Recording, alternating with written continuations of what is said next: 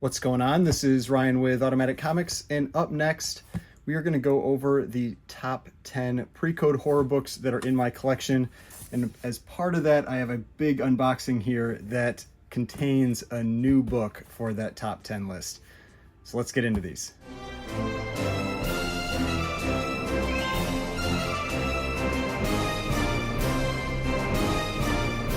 Alright, so before we get started, please remember to hit that like button and hit the subscribe button if you'd like to see more content like this. Really appreciate all the subscriptions, the likes, the comments. It goes a long way to help the channel. Now, if you have been watching my channel for a while, or if you're new to it, I have gotten a lot more into Golden Age books over the last couple years. I still buy copper and bronze and modern and silver, not so much modern, but silver, that kind of thing. But I have gotten more into Golden Age, and especially pre-code horror books. Now, I wasn't a big horror fan or anything like that. I don't really watch horror movies or anything like that, but there's something about the pre-code horror books that have just really kind of like hit well with me. It's just something I really like, the history that goes with it with comics. I think some of these covers, they're just crazy, especially thinking about them existing in the 50s and the 40s, that kind of time frame. Just some really cool stuff, some just crazy stuff. But what I thought would also be fun to kind of go along with these unboxings is to go over the top 10 pre-code horror books that are in my collection right now. Now, I have to skip two of them because two of them are actually out at CGC right now. One of them is getting graded, so I'm not certain if it would make the top 10, because this is basically top 10 on value. I'm not certain if it would make the top 10, but the other one definitely is, but I'm getting it recased. So let's get into these. Actually, both of these I picked up, both of these boxes I picked up from the same sellers, from Marveled Comics on Instagram, selling through Grails Comics. I've talked about, people ask, like, where do I buy some of my books? And I've mentioned Instagram a number of times. And I don't remember which one of these boxes has the book that's like the new addition to the collection. I think it's the other one, because I'd like to save that one. And so I might flip and open the other box if I realize that once I get into it. But people have asked where I pick up some of these books, where I buy some books, and that's one of the places. I've mentioned this a number of times. Get on Instagram, find those sellers that you can trust, and Marveled Comics is great. And then his sales are often hosted by Newsstand Comic Collector. I think I got it right. And yeah, both of them do a great job, running the sales, selling books. Always have, cool, fun books, everything like that. So yeah, I picked up, it was two separate sales. I picked up, yeah, okay, so this, good. All right, so the big one is in the other box. So this was two separate sales. I think it was like 2 consecutive weekends, something like that. And just, they aren't all pre-code horror. 3 of them are. 3 of them actually are. But one of them is kind of like, I think it's like a war cover. So there's one of them. And once I open these, then we'll go over those top 10 books that are in my collection. So yeah, first one is a World War II cover, super early. So I'll talk about this one first. This is Pep Comics number 11. So this is the first appearance of a character named Dusty. I think that's Dusty, but I don't know for sure. Pep Comics, this is where Archie first appeared. I can't remember the issue. I think it's Pep 23. It could be, it's like Pep 22 or 23, something around there. I will throw a picture of it up here just so that you can see what it looks like. It's basically, some of these books, sometimes I remember them by the number, sometimes I remember them by the cover art. And the first appearance of Archie has a very distinct cover where it's this big boot that's stepping down. It's a World War II cover, but that is the first appearance of Archie. And so a book that would be awesome to have someday, but super expensive. But it's from this Pep Comics run. There are these books from the Pep Comics run. It's similar to like More Fun, the More Fun issues from DC. They are not common. You do not see them come up for sale very often, especially these early ones. 1941, like I said, like World War II type cover. And yeah, awesome cover. It looks really good for a 1.0. Let's see if, yeah, I mean, it's missing some stuff on the back. It was just graded, so I wouldn't be surprised if it's like a detached cover, because they don't put that on that note anymore. But yeah, it looks like it's probably a split spine. Yeah, it's probably like a totally split spine, but still for 1.0 presents really, really well. And this one's slightly brittle pages, but I've said this before, when you're talking about really rare books, I'll put the census for this. I don't know what it is offhand. When you're talking about really rare books like this, can't be picky about page quality, or you'll never find the book, unless you have unlimited money. And even then, sometimes not. But all right, second book, awesome cover. I have owned this one time before, and I got that book raw, got it graded, and I sold it, I don't know, maybe 6 months ago, something like that. This one is a slightly better copy. This is Astonishing number 30.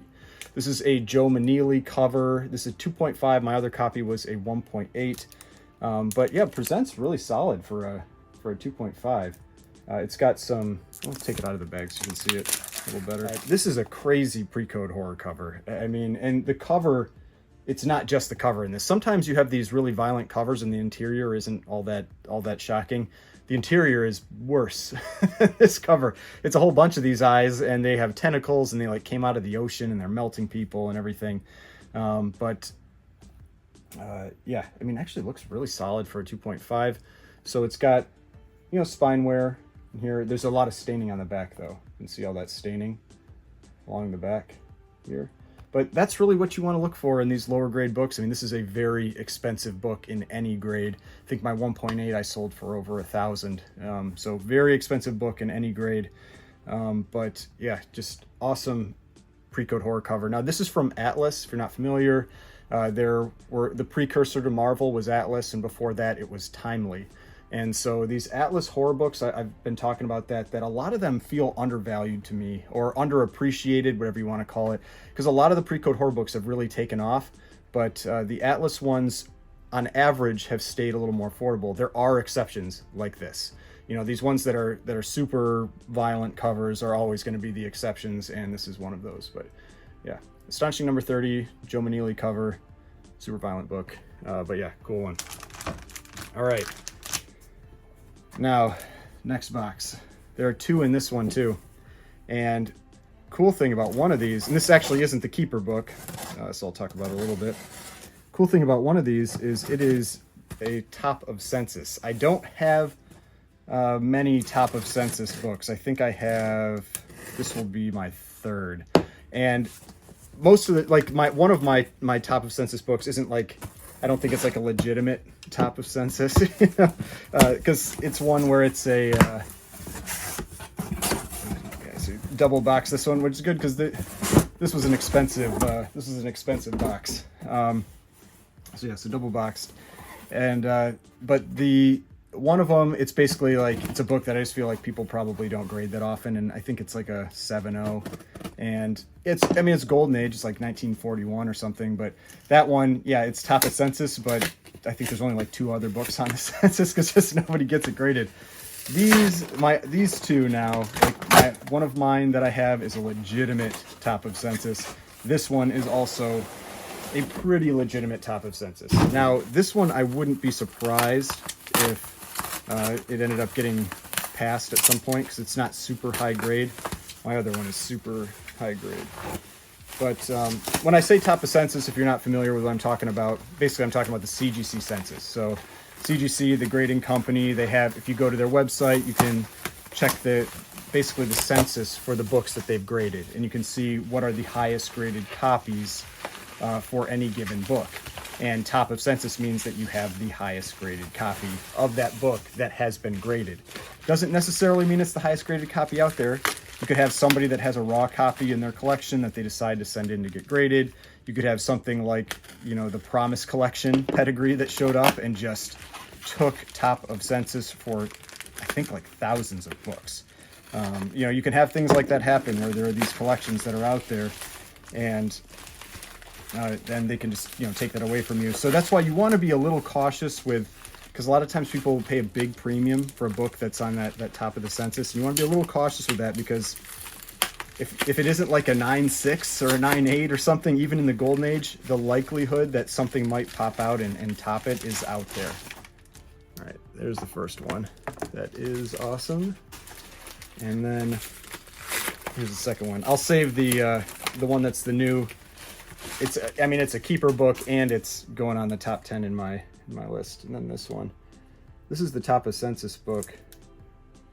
And he was talking about like it might be one that's worth trying to go for a resubmission. And maybe, because it's tied with one other copy. And so it's tied with one other copy. Actually, another guy that's on Instagram, you know, and that's in these sales the same time as me a lot of the time. And yeah, he said it didn't look like it had been pressed, and I agree. It doesn't look like it's been pressed. It might be worth it to try to go for it. But so this is another Atlas book. This is Uncanny Tales number 23. Now, this is tied with one other book. This one is off-white to white. That other book is white pages, so technically it beats this one by, you know, a little bit when you talk about page quality. But yeah, I mean, it's an 8.0, and what I said, it looks like it hasn't been pressed. You can see those little, like the indentations at those spine ticks there. Now, there are some flaws, obviously, to it. I mean, it's an 8.0. There's some little bit of wear down in the corner here. I mean, the edge looks pretty good. A little bit of wear on the top edge. Now, I'll say I took a close look at the other 8.0, and the other 8.0 I felt like had more spine wear than this one. This one, the spine and staples look better. There's a little, like, whatever's going on here, whether that's a tear or what. It might be worth it. It's risky, though, because if it comes back a 7.5, I've now lost a lot of money on this book because it no longer ties for that top position. It comes back an 8.5. It's a big win because then you're the sole holder of that top position. So, but yeah, I mean, stunning colors for this. Again, another Atlas. This is a Russ Heath cover. Pretty cool, like, you know, just dark, kind of ghoulish type cover. And but yeah, Uncanny Tales number 23, 1954 Atlas, Top of Census. All right, now here is the book that is, it's actually going to go into the, I think it falls into the third position for my top pre-code horror books in terms of value. So yeah, I did check the grader's notes on this one, and I don't think this one can bump, but you never know. I mean, it really is nice. Just with what was described, I don't think it can, but it looks so nice. It presents above its grade. I'll say at least that. There was a little staining, I think, and this book hides staining, and so that's one of the things that'll get you. But you just saw this book a few minutes ago. Astonishing number 30, but a 6.5. This is an insane grade. Like an insane grade. This book in these grades do not come up for sale. I mean, you see the lower grade copies come up every once in a while. Even those don't come up very often. But a 6.5. This is a keeper book. This is on my top 10 pre-code horror books. I mean, and see this one, again, looks like maybe hasn't been pressed. But I mean, look at that spine. Look at this thing. Like, I mean, I know it's a 6.5. It's got some wear at the top. And like I said, I think when I read the notes, yeah, it's got these little, like, it's almost like the Marvel chipping, but it's pre-Marvel chipping, where the pieces haven't come off, but it's got the little tears.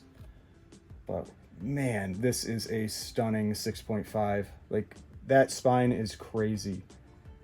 For this black cover, I mean, let me get the other one, just kind of for comparison. 2,000 years later. All right, so for just for comparison, like, here's this one. You can see like how the damage just shows up on this black cover so much. And like I said, this one still presents pretty well for the grade. It's got the big stains on the back. But like, this book, I mean, that is nuts. Like I said, presents way, way above its grade. But I thought it said the staining was on the back. Maybe I don't remember correctly. Because there's definitely not any staining on the back. Back looks incredible. I mean, incredible. It might have been a half pop staple. That could be what it was. Like a detached from the front cover, something like that. It was something that I was like, I don't think it has any chance of getting above that grade. But in terms of presentation, this thing looks about as good as that 8.0, if not better. I mean, the only main thing is this corner up here, but man, that is just a stunning book. But yeah, so like I said, this one will take like the third position approximately, just for value. Super expensive book, especially in grade, doesn't come up for sale, and presents amazing. So really, really excited about getting this one. I was torn when I had my 1.8. I was torn on selling it. It was on my keeper list for a very short period of time, and I decided to let it go. This one is going to be a little more firmly on that list. I mean, it's just, I don't see books like this come up for sale. All right. Now I thought it'd be fun to go through the top 10 of my pre-code horror books to kind of see some of the books I have in my collection. Let me think. Are all of these keepers? Let me double check. Yes. Every single book on here, and so that means including this one, are on my keeper list. So those are, if you're not familiar, that's basically like, some people will call it their PC, I call it my keeper list. For me, it's 35 books right now that whenever I get a new book in, it's competing with other books, it'll kick books off. I bought that book about a month ago, so I kicked a book off a while ago. I don't remember which one it was. So these are from like least valuable to most valuable in terms of the top 10. So I'll take them out of the bags just so they're a little easier. So here is number 10. And this one, very difficult to price. This is Baffling Mysteries number 22, but in an absurd grade, a 9.6. If you watched the video where I picked this book up, I picked this book up from Comic Book Nerd Girl on Instagram. And I remembered seeing her post this book like 2 years ago. And when she brought it up for, like, it was a keeper for her. And when she posted it for sale, I reached out immediately. We were able to work something out. And I mean, not an easy book to price, because this book is so far above any other book from this issue. I think the next closest is a 9. It might be a 9.2, but something like that. But 9.6 just crushes every other book in for this issue. Then, not just that, in the entire Baffling Mysteries run, there are no 9.8s. There is one other 9.6. And so not only is this the top book for this issue, it is tied with one other book as the top book for the entire run. So just a stunning book, amazing colors, 9.6 from 1954. I mean, crazy. So yeah. And she said she didn't get this one pressed, which is even crazier. She said she did not get it pressed before she sent it in. I don't think it could get a 9.8, so it's not like I'm going to crack it out or anything like that, but yeah, crazy. So that is the first book. All right, so that's number 9, or number 10. Now number 9, and these next two you could kind of switch between either one, is Beyond number 25 from Ace Periodicals. Ace has 2 really cool skull covers, and the other one is also on this list. This is one of them, Beyond 25. This great, pilot airplane cover, and but yeah. Pick this one up. 5.0 is actually a pretty high grade for this book. These Ace books often don't exist in very high grades, especially from the Beyond run.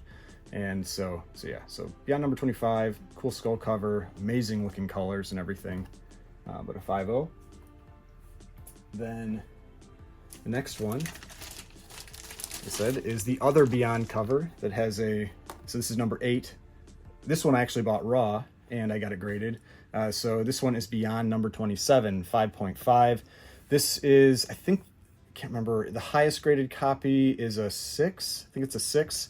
And this is, just 1/2 grade below that. And of the 6s I've seen, and I know, I think the guy that owns that other Uncanny Tales owns one of the 6s, but I think this one presents better. This one just has a lot of tanning, and so the tanning really hurt the grade on it. I mean, it's a stunning looking book, but has some pretty severe tanning. You can't tell quite as much from here, but when you see the interior, the tanning is pretty heavy. But yeah, so it knocks down to a 5.5, but just a stunning book. Still amazing colors. The tanning is kind of like hidden pretty well on this one, but amazing colors. Another cool skull cover. This, cool old-timey dive gear. But yeah, Beyond number 27. That is number 8.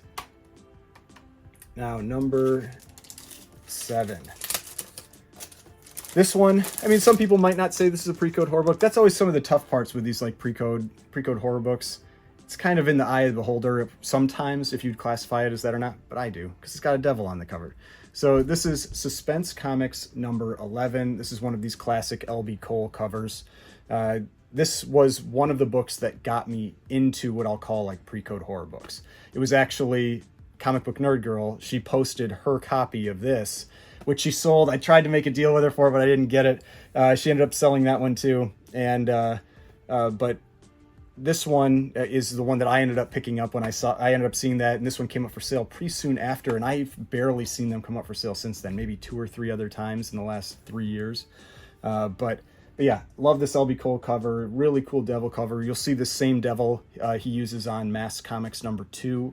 Yeah, I love the sprinkling of the money down on people. Now this one, it's a 1.8 because it's got these big pieces out of the back. You know, big one here, and like not quite as big, but still one down there. But otherwise a very solid presenting 1.8. I really have kind of, I'd say like my big pet peeve is big pieces out of the front, but out of the back is great because you can get some really nice presenting books for a little more affordable. I mean, this is still a really expensive book, but a little more affordable than if you were buying a higher grade copy. This is one I picked up from Bry's Comics. If you don't follow him on YouTube, go follow him on YouTube. You know, make sure you follow his store. He gets some really cool books, and this was he picked up a collection. I ended up picking up 2 books from that collection. The other one is also on this list. This is Shock Suspense Stories #6. This would be another one that I don't know if you'd necessarily call it horror or not. It's a shocking cover. You've got the hooded cultist, you've got the bondage cover. I think it's a Wally Wood cover. Yep, Wally Wood cover.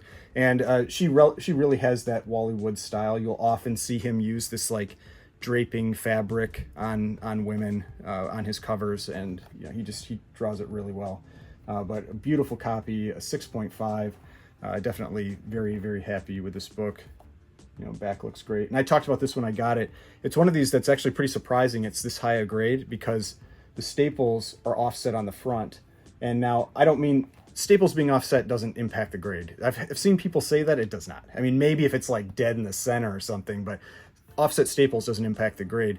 The thing is that usually when you get really high grade copies that are like 9.6, 9.8, 9.4, like Golden Age stuff, staples are offset on the back. And it's because when somebody would open it, they didn't create that crease. But with this staple on the front, you can tell someone probably never really read this book, or barely, because usually they'll get a big crease right at that staple, and this one didn't get that. So 6.5 is number 5. Now, number 4 on the list, picked this one up from an Elite Comics 11 claims. Well, let me make sure, because picked this one up from an Elite Comics 11 claim sale. Who did I buy this from? Collector Supreme. So Collector Supreme is who I picked this from. They often have a lot of pre-code horror type books. Presents really well for the grade. The cover artists for these are not noted. They don't really know for sure who did the cover art on these. But this is Haunted Thrills #5. Just really cool skull cover. I mean, you've got the giant skull, you got all these skeletons with different skulls climbing out of him. But like I said, this is a 3.0, but yeah, I'm trying to get the reflections out of here, but it presents really, really well for a 3.0. A lot of the damage is on the back. You get close, you can see you've got some of these creases, wear on the edges, that kind of thing, some foxing, all of that. But front really pops. Great colors, no pieces missing or anything, just a really, really solid looking book. So Haunted Thrills #5. This is number 5 on the list. Here's number 4. This is the other one that I picked up from Bry's Comics. I am considering sending this one in to get the spine roll fixed, pressed, and regraded to see if it'll get a little bump. I'm a little nervous about it. I'm afraid of getting like a staple popped or something when the spine roll is fixed. But I just posted a sale of this book on my Instagram, and make sure to go follow me on my Instagram if you don't. I always post some cool books on there. But this is Eerie Comics #1. This is the first dedicated horror comic, and so it's a pretty big deal for pre-code horror. There was an 8.5 that just sold on Comic Link for like $28,000. So yeah, I mean, this is a 2.5. I think it has a pretty solid chance at a bump because you can see, I can get there we go. So there are a lot of little like pressable bends and things on this cover, and then it's got this big spine roll. So you can see it's got a big spine roll. Now, the thing that makes me nervous is that it's tan to cream pages. And so that means the pages are a little more fragile, and the staples are both fully attached. And when you're correcting a spine roll, there's a risk with that you could pop the staples. And so That's something that's makes me a little nervous, but it is a really solid presenting 2.5. I think even if something like that happened, it would probably retain the grade or stay, maybe get a 2. And so that's the only reason I'm not really concerned about it. But I think it might be worth it to see if it can bump up to a 3. But yeah, so this is Eerie Comics, number 1, 1947. It's got the good girl art type cover as well. So yeah, this one is number 4 on the list. Now, what would be in the next position is my Catman Comics, number 28. But that's an LB Cole cover. I'll throw a picture of it up over here. But that one is a Cosmic Airplane pedigree, and I'm sending it in to CGC right now. It's there right now to get the gold label. I wanted the gold label on it, so I don't have that one here with me. All right, now number 3. This is a relatively recent upgrade for me. This is Startling Terror Tales number 11. I still have my other copy. It's 1.8. It is up for sale.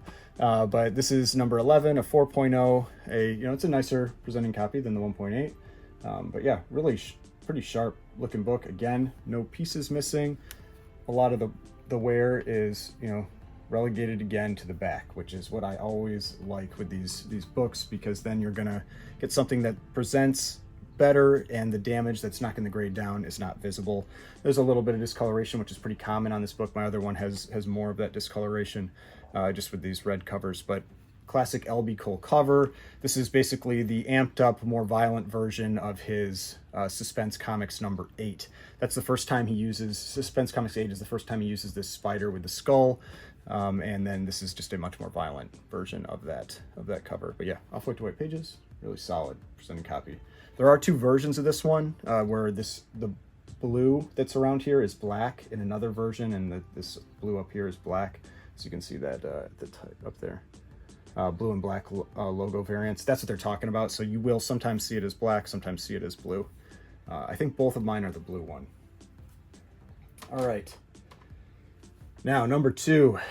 This was one of my biggest disappointments from last year.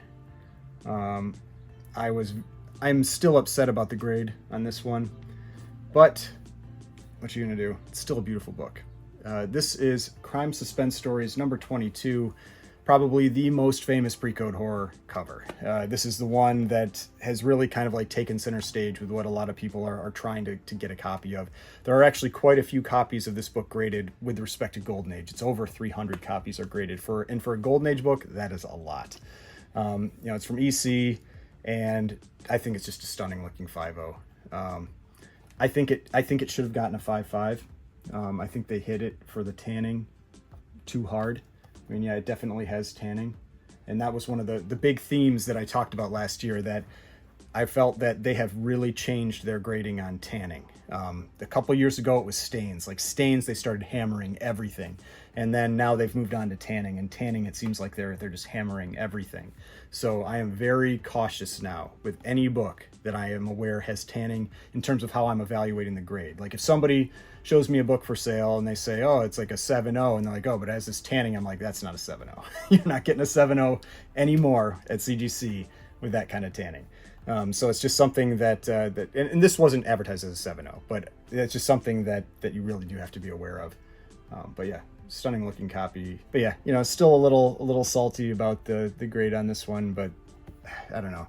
It's one of these things where it's so risky to send in books like this again to get graded, in my mind, because then it's an additional time that the book is being cracked out. Somebody's having to cut it out of the slab, and then somebody's handling it for grading. You have the potential for detaching staples, all this kind of stuff. Things can happen. The more a book is handled, the more damage that can be done. And so it's just not a risk I really want to take. But yeah, this one is also notorious because, I mean, obviously super violent cover, and it was held up during the Senate hearings when they were basically talking about all the horrors that comics were causing out in the world. So, but yeah, awesome book. So now on to number 1. Now this one, again, some people might call it pre-code horror, some people might not, but it's my video, so I'm calling it pre-code horror. So it's got a giant skull on the cover. So this is Captain America number 74. This is one of, I don't know, arguably the best Red Skull cover that was done in the Golden Age, at least. I don't know about some modern ones that might be good out there, but best Golden Age Red Skull cover, in my opinion.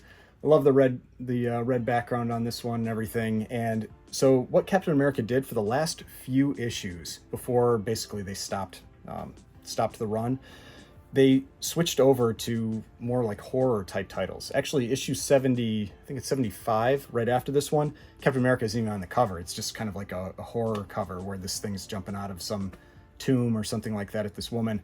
But this one, I call it a pre-code horror cover. I feel like it's like half and half. You know, you've got kind of like the superhero on the cover, but you've also got this, you know, really menacing, you know, Red Skull monster character on the front as well. You know, I wouldn't say that about a lot of the other Red Skull covers. I wouldn't call those pre-code horror, but with this one, this is just, I don't know, it hits a little differently than the other Red Skull covers. So I put it on here as my number one. But if you don't like that, then you can say the Crime Suspense Stories 22 is my number one. But yeah, Captain America Comics, number 74, classic Red Skull cover. And then up here, that's what I was talking about. First of 2 issues titled Weird Tales that contain horror stories. So hey, contain horror stories. I feel like that counts. So those are my top 10 horror books. The astonishing number 30, you know, slides in, I think, right between the startling terror tales and the crime suspense stories. So it's up there on that list. Hope you enjoyed this video, saw some cool books. You know, if you're, maybe this helps get you interested into pre-code horror, get an idea what type of stuff is out there. If you did enjoy this, hit that like button, hit the subscribe button if you'd like to see more content like this. I've got more videos over here if you'd like to watch some of my other videos, and the subscription button right here. If you'd like to subscribe to the channel, I'd really appreciate it, and I will see you in the next video.